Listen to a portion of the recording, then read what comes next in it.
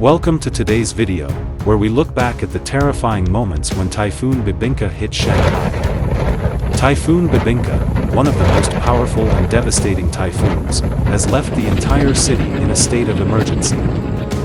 When Typhoon Bebinca made landfall, strong winds of up to 120 kilometers per hour and heavy rains distorted the cityscape. Images of buildings covered in rainwater, trees toppled and streets flooded with floodwaters show the terrible power of the storm.